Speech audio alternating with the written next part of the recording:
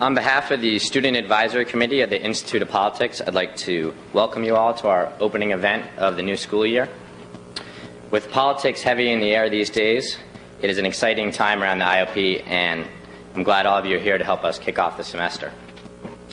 The Institute of Politics was founded in 1966 as a living memorial to President Kennedy to serve as a bridge between the worlds of politics and academia.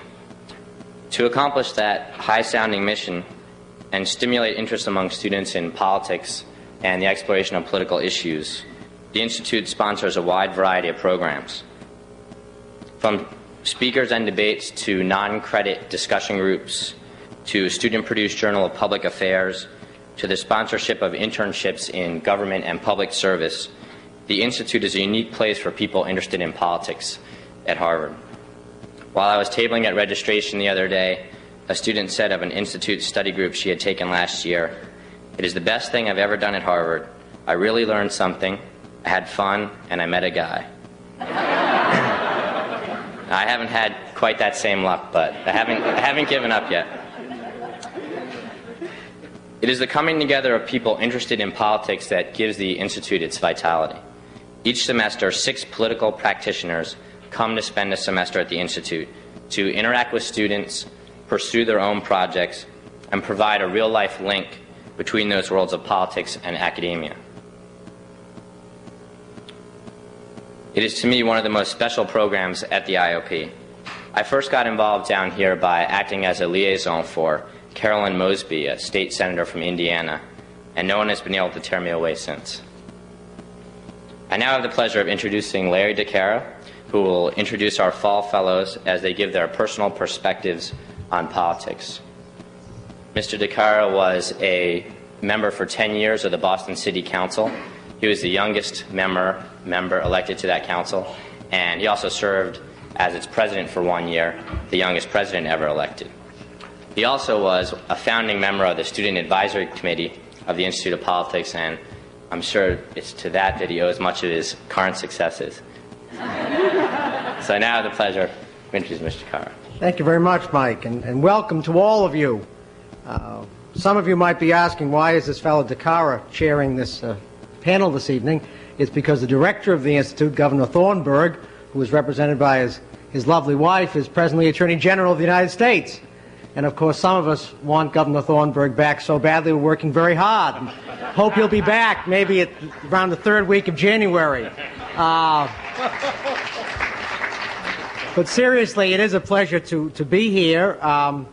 Sometimes we have this during the week when it's mostly freshmen. Can we just have a show of hands for who are the freshmen? Raise your hands. All right, not that many. All right, a few. And how many non-Harvard affiliated people do we have? How many real people? Good, wonderful. You know, this place is intended for the much larger community, so we welcome all of you also.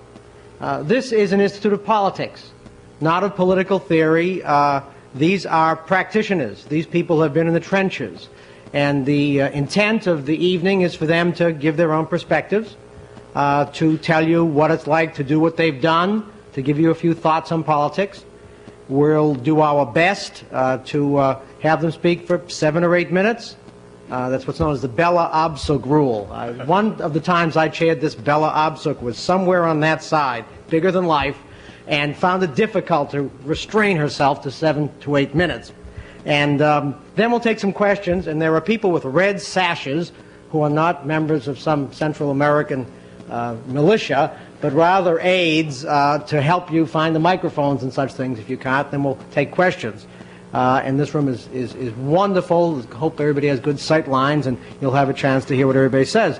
It was a very interesting day in politics. Some of you may know that. We have had a lot of activity in Massachusetts this very day. The bearer of the standard bearer of the party of McKinley and Harding, those candidates who had everybody come to their front porches, has now decided that he will conduct his campaign in the other guy's front porch. And it's been a very interesting day for other reasons, but there's an awful lot more to politics than just who's running for president. And I think part of the intent of this institute is to provide you with the skills necessary so you can run for the school committee or a state legislature or a delegate, as I know at least one of you has, to national conventions, and be active people. So these folks are here for this semester. knock on their doors down the hall, ask them to come to the houses for dinner, make them part of this Harvard community, and take advantage of everything they know. And welcome to all of you to this gathering in this building, which represents not only a memorial to the man whose photograph is over there, but a commitment to public service that this university has expressed to the world. All right, Shirley Dennis, you're going to be first. Director of the Women's Bureau, United States Department of Labor. Ms. Dennis will lead a study group entitled Changing the Old Boy Network, Women and Minorities in Politics and the Workplace. Thanks very much. In my study group, one of the questions I'm going to be asking is where do these nominees come from? Where do these women and minorities come from? So I thought that's where I would start with you all. I would tell you where I came from. When I was in 8th grade in junior high school in New York City, some of the teachers told my parents that I had oratorical skills and that they should send me to the School of Performing Arts in New York City. I did not go to the School of Performing Arts. The next year, our family moved to Philadelphia, and I went to a regular high school, and I didn't think any more about oratorical skills. And I didn't think any more about the School of Performing Arts. And then in my, I guess, junior year in high school, the Brown versus Board of Education decision came out. That was the decision to desegregate the schools in the South. I was in a integrated school in Philadelphia. We took a vote in our history class on how many people thought the schools in the South ought to be desegregated, and half the people said no. They didn't think so. That set off such a heated debate with me very much in the lead in the discussion pro the Supreme Court decision that our history teacher decided to hold a debate, and we had quite an interesting time. Along about that time, I was also invited to try out for a broadcasting job. I don't even remember what that was about, but they invited some students. I went there and I talked about some of the problems in the South, etc. I didn't get chosen, but I think my political awareness was increased. Also, Dr. King had begun his movement in the early 1950s. My parents were very interested in that movement. My father was from Florida. And so we talked a lot about politics and civil rights from the time I was a teenager through to the time I got married. So my awareness came, I think, fairly early. I then got involved in politics very indirectly and in a very odd sort of way. I started selling real estate as a young adult, a mother, and at that time a single head of household. So I was really just interested in trying to make a living. But part of the problem was that there were no fair housing laws in Philadelphia or indeed in the nation. And I wanted the broadest possible opportunities to show housing to black families. And so I got very involved in the fair housing movement and subsequently helped to move the city of Philadelphia to enact a fair housing law. This was in the 60s. And then in the 70s, early part of the 70s, I was at the Urban League, and then I went to head up a housing policy research organization that had quite an interesting history. It was an organization founded during the reform movements of the turn of the century. It had long had a woman executive director, and from there I ended up with quite an interesting platform, political platform, but I didn't realize it. Because housing was such a hot issue in Philadelphia in the 70s, partly because we had a very conservative mayor who opposed low-income housing, particularly in his old community that he'd grown up in, and we had a very big struggle over this housing case. And some of us went to court against this very powerful mayor, and people said, "You're crazy, you can't win against this city hall." and you won't even keep your jobs. You know, you'll look up and you all will be ruined. But some of us persisted, and in fact, we did win. And then in the late 70s, Dick Thornburgh began his run for governor of Pennsylvania. And I was Republican, had been Republican for quite some time at that point, and he was looking for some people who knew something about housing and who would help him develop a housing policy. I said I'd love to do it. It never occurred to me, though, that I would be hired in his administration, to say nothing of becoming a cabinet member. I was a black woman raised in the 1950s. You don't plan, at least you didn't if you were raised in those days, you did not plan to eventually grow up and be a cabinet member of a governor's cabinet. And so that was quite an astounding position I found myself in, being a cabinet member in a governor's cabinet. We did some great things in Pennsylvania for the 7.5 years I served in Thornburgh's cabinet, and then lo and behold, I was invited to come to Washington by Bill Brock, who was head of labor at that time, and I went to Washington, served in the labor department for 2 years, or close to 2 years, in the Reagan administration as a sub-cabinet member. So I come to the Institute of Politics at Harvard to say that as a black woman, I have been able to do a great deal for the black community as well as the larger community as a Republican. And so I think that I ought to share with you all some beliefs that I have that have allowed me to be very effective in my estimation as a black woman Republican. One, I think you must have an agenda if you're going to involve yourself in politics. You have to have something you want to get done. And I always wanted to improve housing and used politics very effectively in whatever role I was in to do that. Secondly, I think that you have to be trustworthy. Your constituents have to believe there's a consistency about you. And those constituents may be members of your party, and they may be members of other parties, and they may be people who don't even care about politics. But they need to be able to believe that you are a consistent, trustworthy person. Thirdly, I think that you need to be an enthusiastic member of the team. And so my colleagues have found me already to be an enthusiastic supporter of George Bush as the next president of the United States. I am a vice chair of his coalition for Workforce 2000. I am enthusiastically in support of him, even though I'm in Massachusetts in our opponent's backyard. And finally, I think that in politics there's lots of confrontations, but the thing you have to learn to do is to move beyond confrontation and to be willing to negotiate when confrontation time is over. And I thank you all for your time and attention.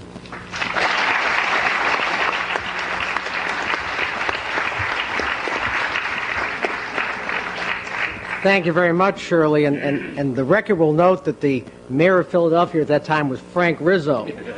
And I was in public office in Boston when Mayor Rizzo was in public office in Philadelphia, and it was very difficult to offset his, you've heard him as very conservative. I mean, some people think all Italians in politics think like Frank Rizzo. Thank God we all don't. I mean, he was to the right of Attila the Hun. And Now he's a Republican. Yeah. You said it. All right. Next. But he was a Democrat at that time. Nobody is permitted to fall asleep in this room, as you see. All right. Ralph Neese, Executive Director, Leadership Conference on Civil Rights. We met a long time ago when he worked for Senator Brooke in his distinguished career in the U.S. Senate. And he will lead a study group entitled The Bork Battle, the Legislative Process at Work. Ralph. Thank you, Larry. When we met with Terry Donovan earlier today, she said basically, tell the people why you do what you do. What are you here for? It reminded me of the first day that I took over as Executive Director of the Leadership Conference on Civil Rights, which, as some of you know, is a coalition of 180 national organizations. That day, one of the national black leaders came up to me and said, Ralph, looked at your resume and listened to you today. And Ralph, you're a white, male, Republican Catholic. As far as I'm concerned, you're 0 for 4. What are you doing here? Well, maybe I can help myself and you all understand a couple of the reasons why I've been with Ed Brooke and Dave Durenberger in the Leadership Conference over the last 15 or 16 years. First, you've got to understand that I grew up in the 1960s. I went to high school, college, and law school during the 60s. And as you well know, it was a tumultuous time. And there's no question that the Civil Rights Movement, the anti-Vietnam War movement, Martin Luther King, the Kennedys, all had a profound impact upon my life. You must remember, too, that in the 1960s, for the first time, TV brought many new things into our lives, our daily lives. And I can remember vividly to this day watching the news in the 63 and 64 and 65, and I can still see Bull Connor beating up blacks. I can still see the state troopers in Alabama using electric cattle prods on human beings. I can still see the dead bodies of the little girls who died in the Birmingham church. I can still remember what happened to the Kennedys and Martin Luther King. And I know that as I went through the 60s, I wanted to do something about this type of thing. I wanted to address social injustices, and I tried to figure out what could I do. And I made the decision in 68, 69 to go to law school, not to practice law in a law firm, but to try to learn the tools of the lawyer's trade and perhaps put them to use in politics, put them to use on behalf of poor people who are victims of discrimination. I was very lucky to get a job with Ed Brooke in 1973 and subsequently Dave Durenberger, and to have worked in Washington and in politics over the last 16, 17 years. With Ed Brooke, I learned an enormous amount and had an opportunity to work with him on all the major civil rights battles of the 1970s. In the last 7.5 years, I think you can tell in part by the title of my study group, I've been a little bit involved in Washington on the Bork nomination and generally spending the last several years of my life spending full-time fighting Ed Meese and Jesse Helms on the Voting Rights Act, on the Fair Housing battle, on the Bork battle, on Brad Reynolds' nomination, the Grove City bill, and countless others. And I've seen that politics really is the art of the possible. You can get things done. It can be unbelievably frustrating, and you have to take your progress in incremental doses. But it does work, and our system of checks and balances in this country does work well. I've told you some of the positive reasons why I got into politics in the first place. Let me tell you in 2 minutes perhaps why I have stayed as long as I have in politics. On February 14th, Valentine's Day, 1979, I woke up with my face paralyzed. Within several hours, my spine became paralyzed, my legs became paralyzed. Within a matter of days, most of my body was paralyzed. Machines were doing the breathing for me. Machines were feeding me. Machines were basically performing every vital function of my body. I spent about 100 days on the critical list, all 100 days on a respirator. And obviously I had many, many moments, about 22 hours a day to be precise, because you really couldn't sleep because of all the things they had to perform on you. And I had to think through everything. And there were 3 or 4 central lessons that I learned then and still remain with me until today. One, and this was very contrary to my attitude as then a 32-year-old hotshot with Senator Brooke in the Senate, who never thought too profoundly about most things in his personal life, that we are very vulnerable. Number 2, that we are dependent. No one is totally independent. We are dependent on other people, and in my case during 1979, on machines and many other things. Also, you begin to realize what is really important to you. And at such a time, such a trauma can reinforce what is good in your life, what is important in your life. And as I was talking with Linwood Holt and Matt Reese the other day, maybe the most important lesson that I learned then is life is very short. And you better use the time that you have to do what you want to do and to do what's important. And for me, of course, working on the issues that I do with the Leadership Conference on Civil Rights, working on equal opportunity issues, I think I'm doing what my experience professionally with Ed Brooke and Dave Durenberger prepared me for, but certainly what my experience in the hospital prepared me for psychologically. So I saw the opportunity in 1981 with the Leadership Conference as something that just wasn't an opportunity, it was also a responsibility. Well, I've given you a number of historical and sometimes somewhat noble reasons for what I might be doing, but let me get to perhaps the main reason. I love my job. I enjoy almost all of it. There are some times when it's a little too challenging keeping 180 groups together and trying to achieve a consensus, but I can't wait to get to work in the morning. And that is a great, great feeling. Every day there's something new, there's some challenge, and certainly there have been more than enough challenges the last 7.5 years. But it reminds me of that great Oliver Wendell Holmes quote, and that is, to live fully is to be engaged in the passions of one's time. I've been truly lucky over the last 15 years. I hope we get to work and talk together over the next 3 months, and I hope I'll be able to see some of you in the study group on the Bork confirmation process. Believe me, it won't be just on Bork. It'll be talking about the legislative process and really in many ways talking about the history of the last 7.5 years in the efforts of both Republicans and Democrats to repudiate the extremist efforts of Ed Meese and Brad Reynolds and the Jesse Helms of the world. Thank you very much.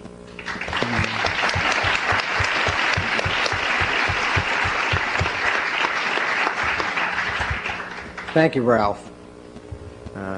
Mayor Hatcher, Richard Hatcher, former mayor of Gary, Indiana. When I was founding the Institute of Politics, you were beginning your time as mayor. So if some of you folks think I've been around a long time, he's been around longer than I have. And Mayor Hatcher is a distinguished national leader, way out front for Jesse Jackson, 84 and 88. And he's going to be leading a study group, The Politics of Black America, the Jackson Campaign and Beyond. Thank you. First of all, if there's anyone who has any time about 4 o'clock in the afternoon on Tuesdays, I'm holding a class. If there's 2 or 3 of you that like to be there, I'd love to have you. I want to begin by saying that from the time I entered kindergarten to the time I graduated from law school, all the stops along the way, junior high school, and college, I've never sat in a class that was not integrated. And yet, race has been the overriding problem of my life. I found that every institution that I've come in contact with over the course of my life in this country, there has been the problem of racism, of discrimination to deal with. And so, as a consequence of that, a good portion of my adult life has been spent trying to do something about that problem. I come from a very poor family. My father was always being laid off as I was growing up, and in between layoffs, he would go out and collect trash or junk.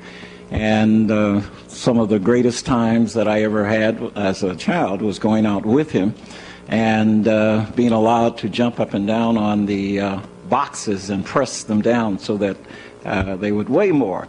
And so that's the environment that I grew up in. But I grew up in a family that had this overriding sense of love and concern and care, and the hope that somehow what had happened to my father and to my mother would not be the life that their children would lead. I graduated from Indiana University, and from there went to law school at Valparaiso University, and after that went back to Gary, Indiana, and became immediately enmeshed in the politics of Gary, Indiana. I was elected to the city council, served 1 term, and then ran for mayor and was elected mayor of the city of Gary. The night that I was elected, the city was surrounded with tanks and National Guard troops. I think Dan Quayle was out there someplace with those troops. Yes, right. Because it was a very volatile situation, And I think that the most amazing thing was that after the election, or after the returns were known that night, that people literally were out in the streets dancing. The streets were jammed and they were out in the streets dancing.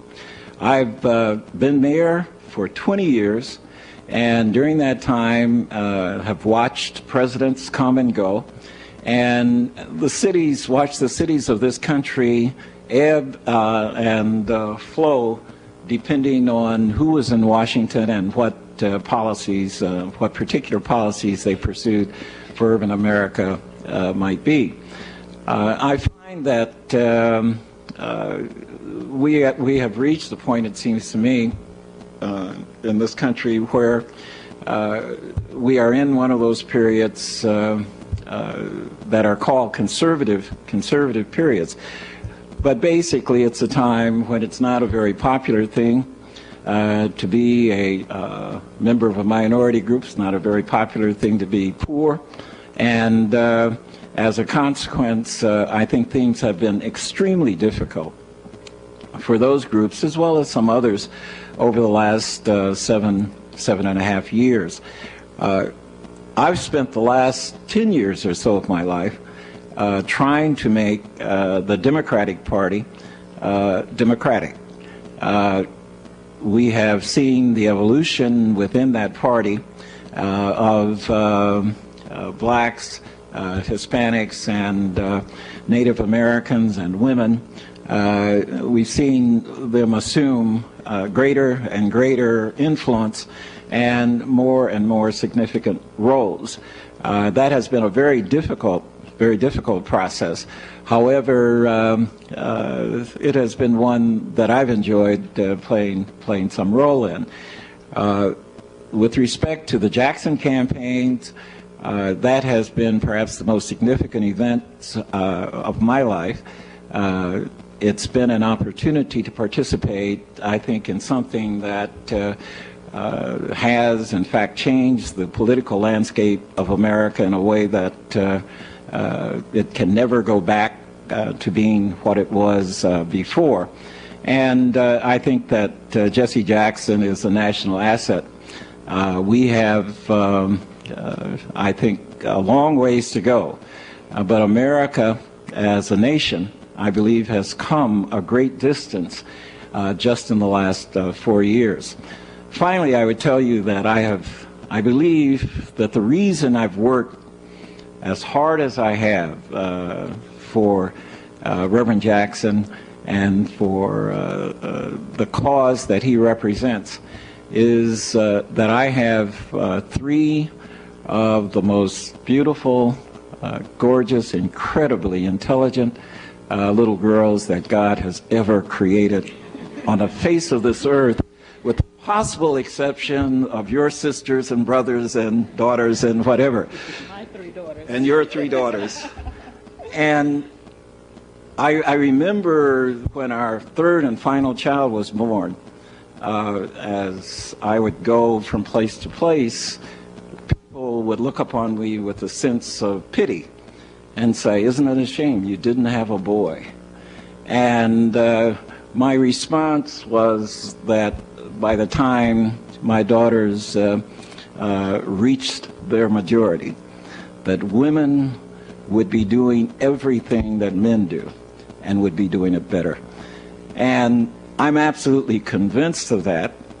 And I believe that it's important to work for someone like Jesse Jackson, because when my girls grow up, I don't want, and should one of them choose to run for President of the United States, I don't want anyone asking them, "Are you qualified to be President of the United States?" Thank you.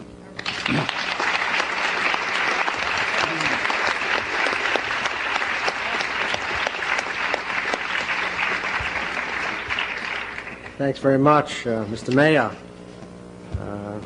I was speaking with the fellows when we were gathering, and I said, you folks were not chosen by random selection. Each of you is here for a different reason, and I was thinking about it. You're a trailblazer, first black mayor of a major city. Governor, you're a trailblazer. Okay. And our next speaker, Lieutenant Governor Harriet Woods, is a trailblazer. Lieutenant Governor of Missouri, first statewide woman elected official, way out front on lots of issues, came real close to getting into the Senate. It was one of those 50.1, 49.9, you go to bed at night and the race still isn't decided.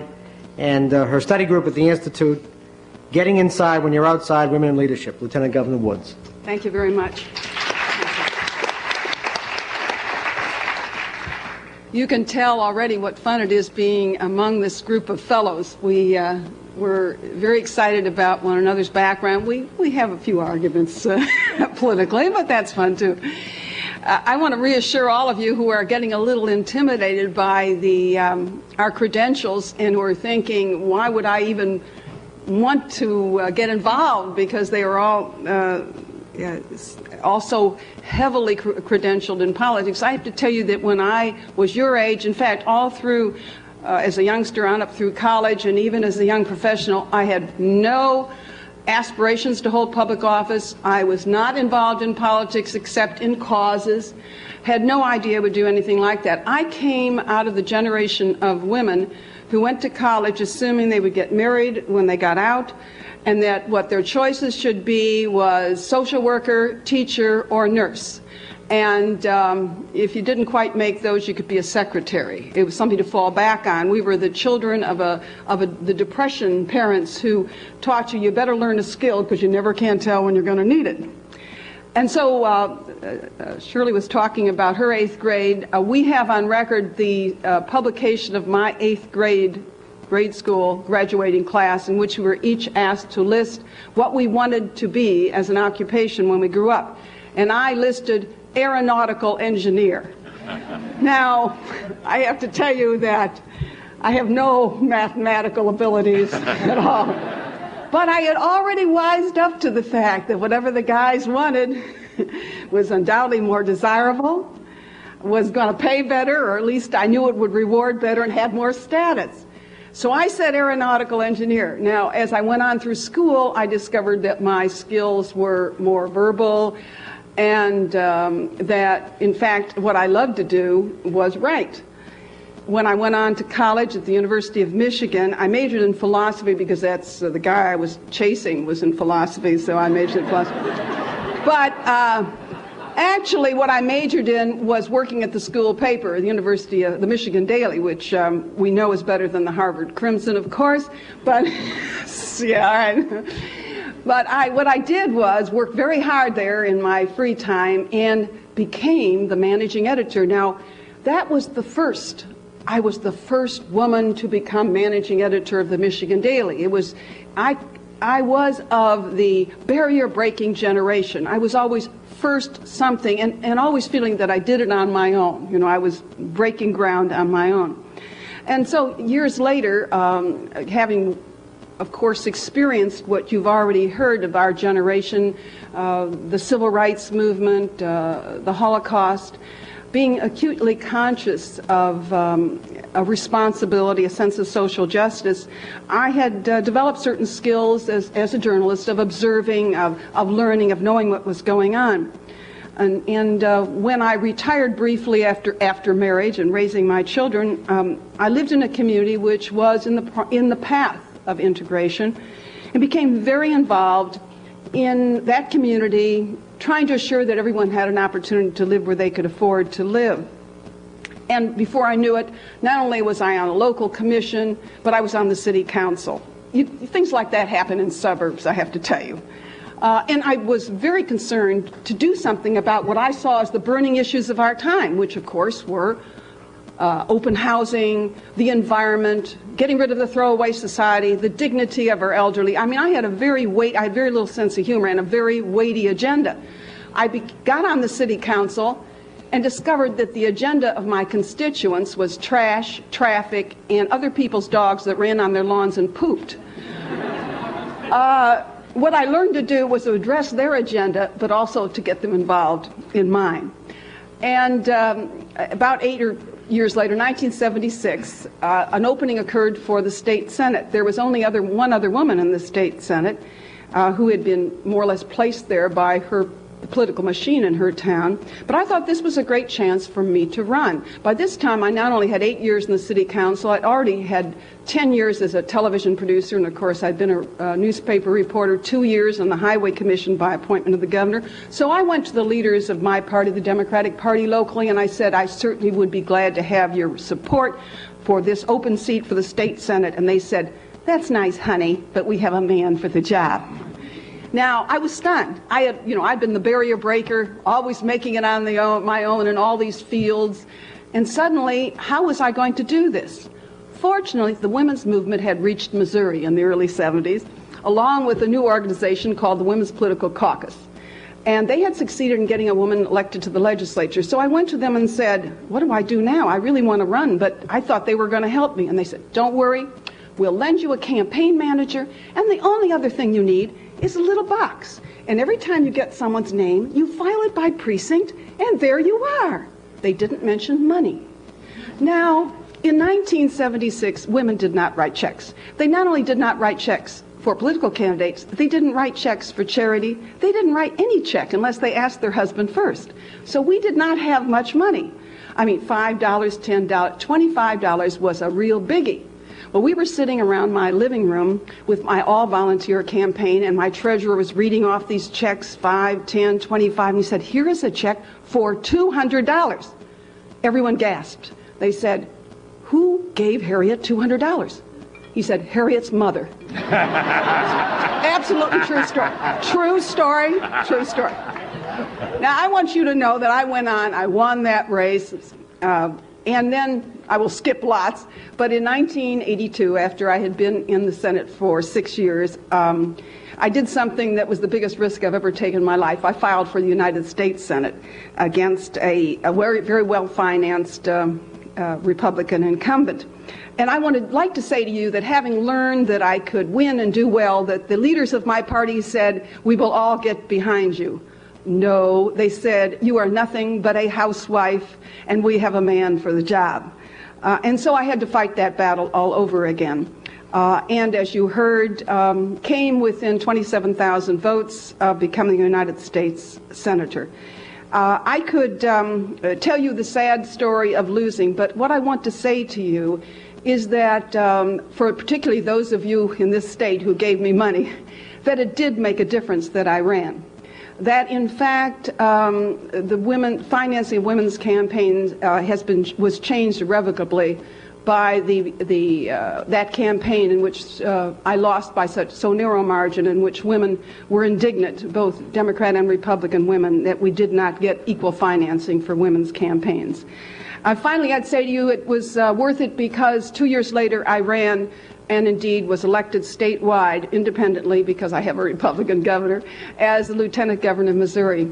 Not only was I the first woman to get elected statewide, not only am I the only Democrat, very sadly, among all the statewide officials, but I was the first person ever to stand up and say I was pro-choice publicly and win statewide in the state of Missouri.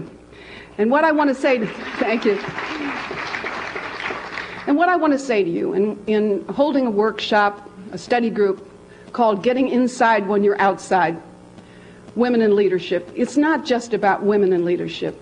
It's about all those who stand for an agenda, who do want to change the way things are, who want to make a difference, who want to have power, to say to them there are strategies by which you can get inside. But the point in getting inside is to continue to fight for your agenda and to change the way things are, and to understand that gaining power should be for the purpose of sharing power.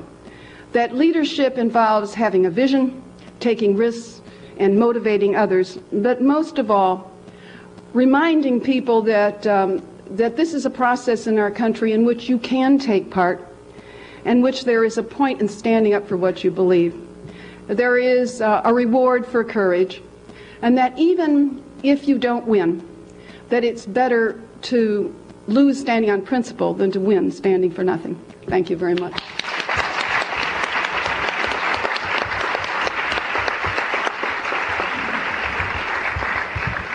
Thank you, Harriet. Our next trailblazer is on the other side of the aisle. Linwood Holt, first Republican governor of the state of Virginia, and currently the chairman of the Metropolitan Washington Airports Authority. At the Institute, a study group is going to be challenging the status quo, a two-party South. Governor. Thank you, Larry. Hi. I am certainly pleased to be back at Harvard after a long absence and with many, many new challenges that I saw when I first came here a long time ago, and that I see today, and that you will see for a long, long time. With all of these nice things that have been said about politics and the political system in the United States and the things that you can do, let me emphasize, because it's been true for me all the way, politics is a lot of fun. You really will enjoy it, and it fits with anything else you might do from time to time. The chairman of my Appropriations Committee when I was governor of Virginia was a druggist. There are the lawyers, of course. The doctor was the chairman of the Finance Committee, however. And we all listen to doctors. The significant thing about it is that there's room in this profession for anyone who's in any other profession, and the need for all of you is tremendous. I grew up in a little town in southwest Virginia, a place called Big Stone Gap. Somehow I got to Washington and Lee, and even more amazingly, I somehow also got to the Harvard Law School. One of my friends introduced me one time, said I grew up in Big Stone Gap, went to the Harvard Law School. Fortunately, those two things just about canceled each other out.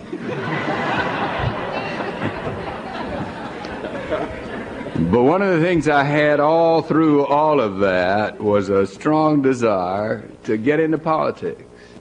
I remember handing out flyers for a man who was running for town council in Big Stone Gap when I was 11 years old. I'm not going to tell you when that was. I also remember that as far back as I can remember, I wanted to be governor of Virginia. When I came back from the war, where I served for 3 years in the Navy, an election had just been held in Virginia, and a man who was nominated and subsequently elected governor of Virginia got 8% of the eligible vote. I tell you, he was elected governor of Virginia with 8% of the eligible vote. I not only wanted to get in politics, I not only wanted to be governor of Virginia, but I wanted to create a two-party system in Virginia. I'm not an ideological Republican. I'm a Republican because I think the system in the United States depends on competitive forces seeking to present their views to the people who constitute the electorate. And my state was a one-party state. It had been a state that was one party from the end of the Civil War forward. And one faction of one party dominated, ruled, told us what we could have. And what we could have, and I used this as a platform when I ran for the first time for the House of Delegates. I was always the candidate, the first Republican who ever ran for this, who ever ran for that. I was very lucky. I never won anything until I got to running for governor, and then I made it. If I'd have gotten elected in 1955, following Brown against Board of Education, because of my views on what we Virginians should do in response to that decision, which said you may no longer segregate kids in schools. If I'd have been in the legislature when the proposals for, quote, massive resistance occurred, I never would have been governor. So I was lucky not to be elected at some times and to be elected at others. But what did happen was that we did create a competitive force that brought Virginia from a place where we thanked God in that first campaign, excuse me, friend, but from Mississippi and Alabama, because they spent less per capita on education than we did in Virginia. Today, Virginia is a leader in education. We're the first in all of the former Confederate states in the amount that we spend on higher education, and our public system is equal to it. We're in the upper half of income, per capita income in the country. We have taken leadership positions on the integration of our schools and on making opportunities available to black people on an equal basis or even superior basis. In my administration, there were many superior opportunities because I went to the black people and said, it's for you to be the role model and to lead and let other people see that you can perform.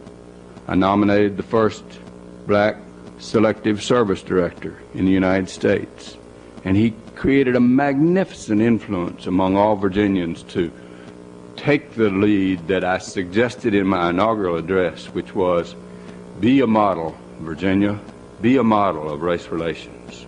Let this be an aristocracy of ability. The time for defiance is past. These are the things that I had an opportunity to do because I was interested in politics and because I came along at the right time. But any time is the right time, and you're just starting into it. I'd like to have you come with me for 6 weeks of study groups and think about what some of those opportunities are and how you can take advantage of them. Thanks, Governor.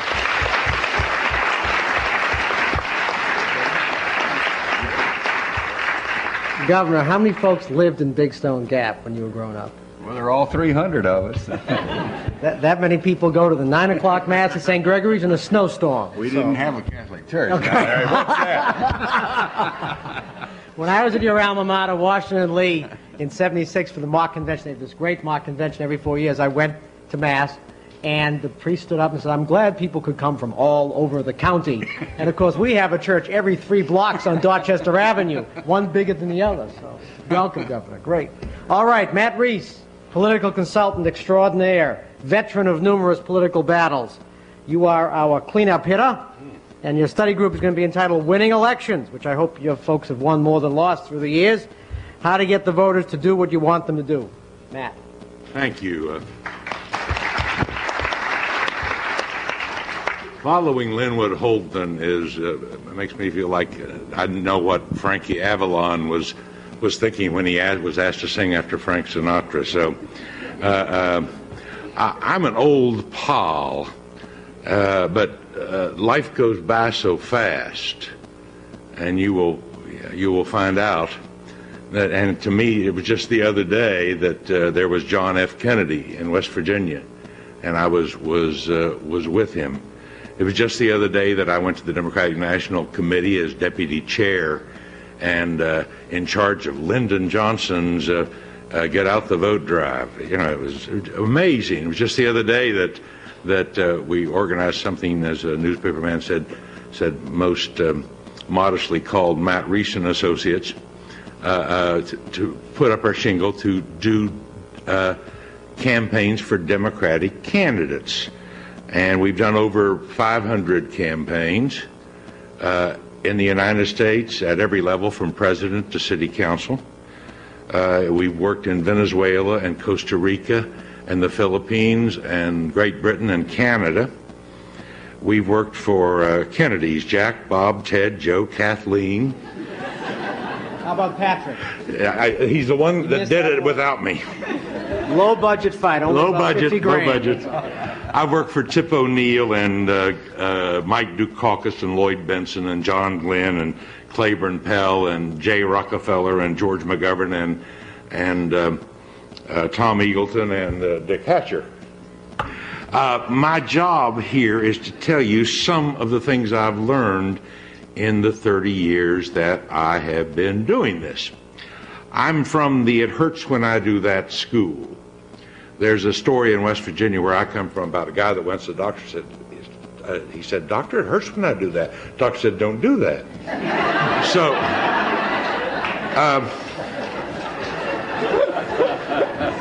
that's the way I made my living, and it is a damn good scam. Now, you know, I've had the opportunity to make so many mistakes that I'm pretty good now. And so that's the school I'm from. I think we ought to tell you some things personally. about Matt Reese. First, let's do the weight thing. My weight goes from grossly obese to obscenely obese. And right now I'm at the obscenely obese level, starting on a diet again on Monday, of course.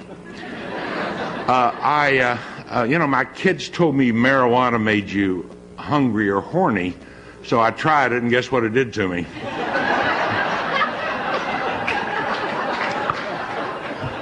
I'm partisan without shame. To me, the good guys are the Democrats and the bad guys are the Republicans. And people say, "Don't you work for Republicans?" I say, "I don't even like them, except for my mother and Abraham Lincoln and you." But I'm strictly a Democrat. I have a tendency to overstate, and if you catch me, I'll fess up. But otherwise, forget it. There's a touch of foolishness about me, but I'm deadly serious about all this, and want you to know that. I have an irritating trait. If any of you come to my study group, I speak as though I had a conversation with God at 8:30 this morning. And I do apologize for that, and I try to, but you know, I've learned so much, I know so much,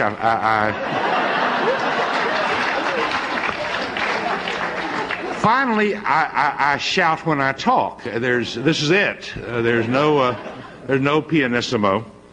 And I didn't realize I did this until one night about 20 years ago now. I was having dinner with the late great, in my view, Gillis Long. Gillis of the Louisiana Longs. He was a member of Congress. Gillis is Russell's cousin. And we were talking to something very confidential, and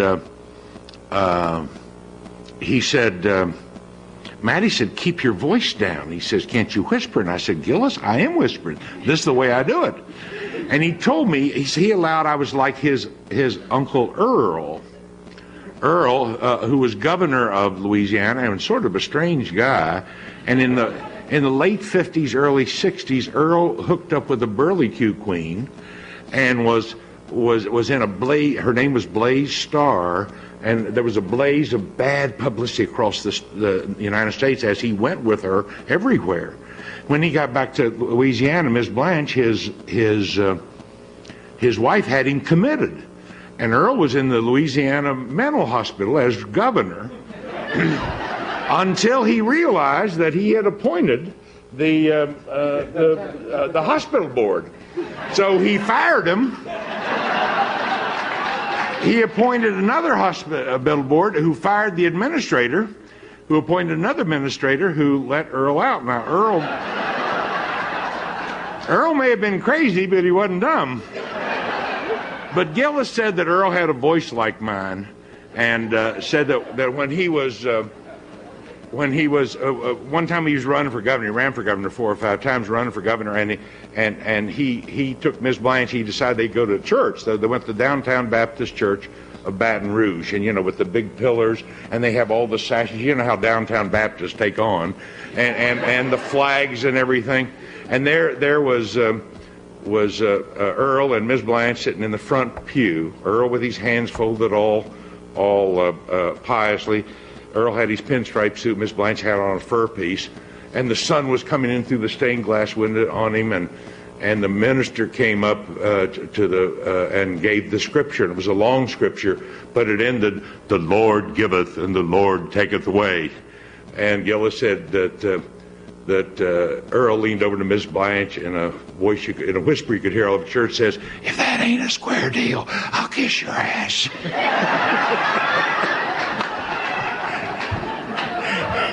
Well, I shout when I talk. I do apologize for that. My political career really began when I went to college. I went to college a Republican, came out a Democrat. I remember in the 48 election, which was the first one I elected, I went with my mother to the polling place, and thank God for secret ballots, because she went in and voted for Dewey, and I went in and voted for Truman.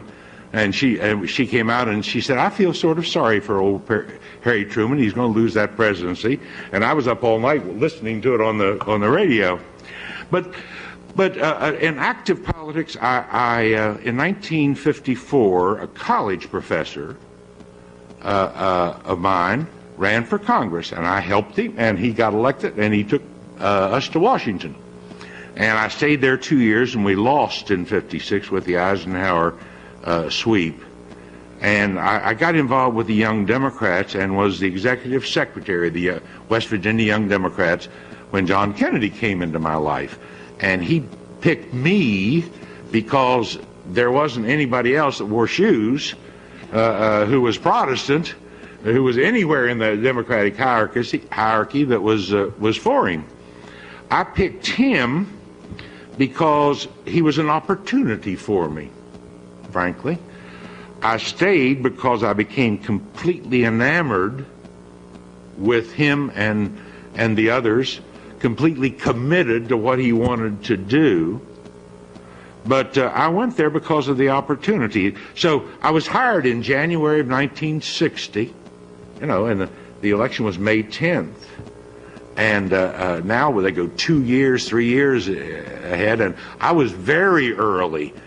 Symington, Humphrey, Johnson, nobody was in the state until March, and I started in January in a Renault, and I'd go to Logan in front of the smokehouse, and I'd draw a crowd getting in and out of that little car, but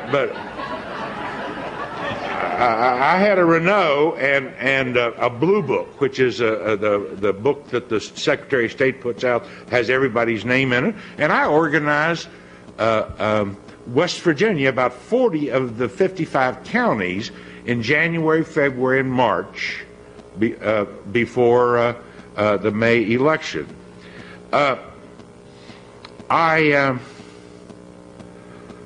I'm looking forward to an opportunity to share. I've been at this so long and know so much, and forgive me, but I want to get rid of some of it before I pass on, and it's lost. I can't write. If I could team up with Harriet, she could write it. And but so I want at the end of the period, the people who will come to my study group, they'll learn the first session that there are 4 questions to which, if you have proper answers, you win elections. Those questions are, what truths do we tell? Of all the truths that we tell, which ones do we tell? To whom? Of all the people we can tell it to whom do we tell it? Through what channels of communication? Mass media, earned and paid, mail, phone, in person. Through what channels of communication, how many times, with what intensity? What truths do we tell to whom, through what channels of communication, how many times? That's what I've learned in 30 years are the questions to a proper campaign. In spite of what Terry told me, the study group I'm in is going to have a test at the end. The unfortunate part of it is it's my test. I mean, I'm up here and I'm having a lovely time. What a marvelous place. What a shame I didn't come up here when I was 3 years old like you all are.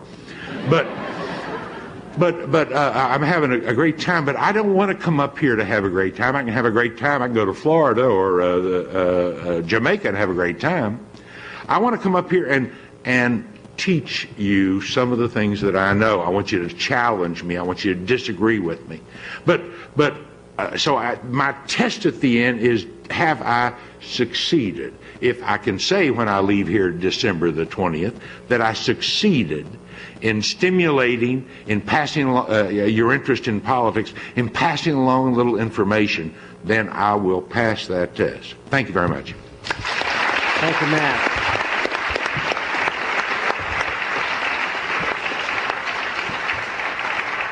We have time for maybe 3 or 4 questions, and what I would ask, if you'd like to ask a question, get up to the microphone, tell us who you are and where you're from, and direct the question to one of the fellows, and we'll hope that the answers, folks, are good and staccato, and we might be able to get through a lot of questions, if there are questions.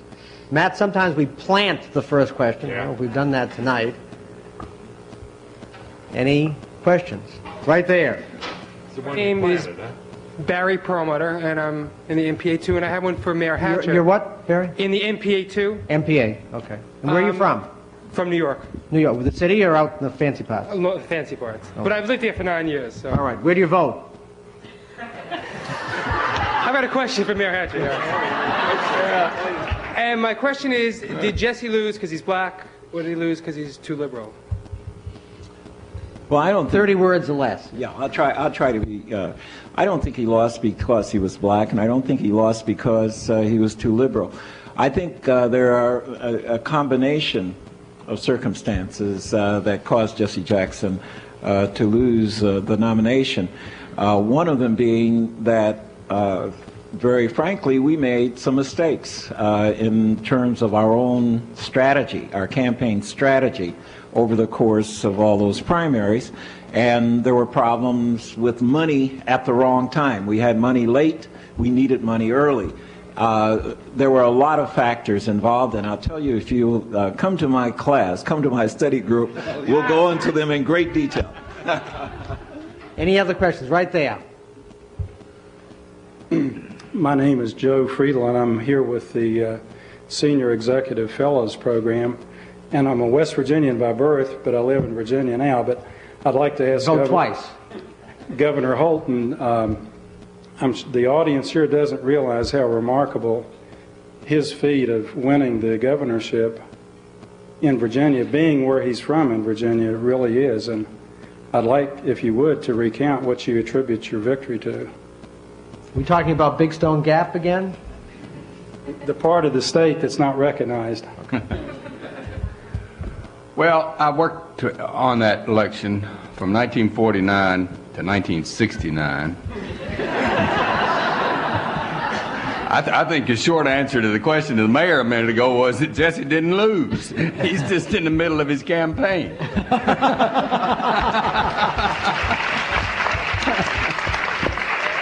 And certainly mine went that way, and some of the things that boiled up at the end that made it possible really to win included the big defeat of the Republican candidate for President of the United States in 1964. I'll do this quickly, and we'll talk about it more later if you want to.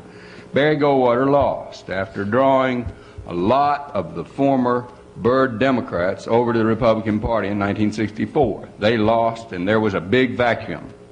We have elections in Virginia in the off years. So in 1965, this new bunch of Republicans that had just come into the party were facing the fact that they were going to be without a candidate for governor. None of these right-wing conservatives would run. I said, I'll run.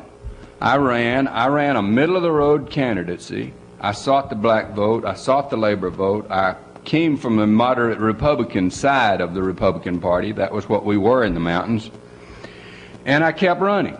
I got 40% almost of the two-party vote. There were three parties running that year, but of the two main ones, the Democrat and Republican, I got 37.5, Mills Godwin got 47.5.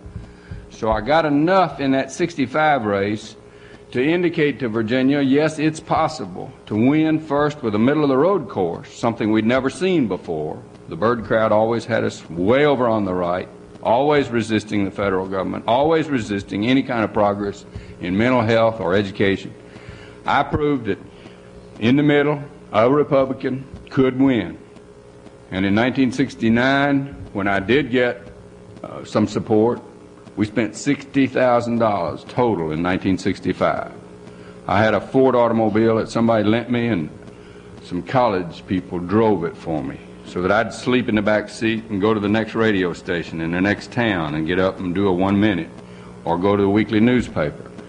But I established it that way in 65 and then talked to the people who were going to be significant in the 1969 election during that next 4 years.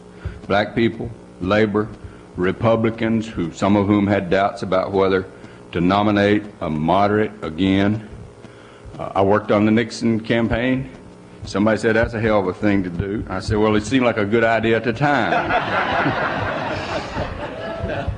And Nixon helped me. Nixon attended a rally in Virginia 1 week before the election that was the best political rally I have ever attended. I've never seen such enthusiasm. And it was on a theme. There was a theme, but it's the kind of theme that illustrates what I said a few minutes ago about not being an ideological Republican.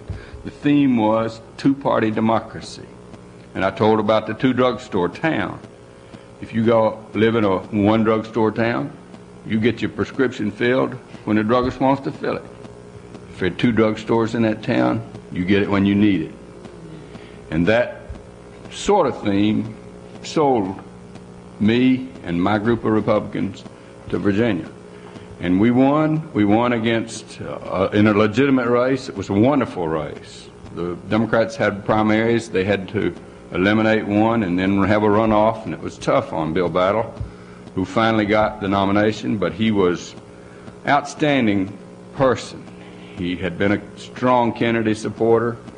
He was middle-of-the-road Democrat. He had been ambassador to Australia. He'd done an outstanding job as a lawyer.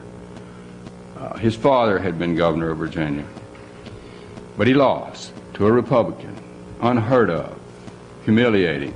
But who showed up in my headquarters during the celebration but Bill Battle to congratulate me in person in front of all those people who came from all walks of life, including 30% of the black community who voted for me. We put it together a little bit at a time, and it's the sort of thing that can be done anywhere, particularly in the interest of competitive politics in a great system. Didn't mean to filibuster, I'm sorry.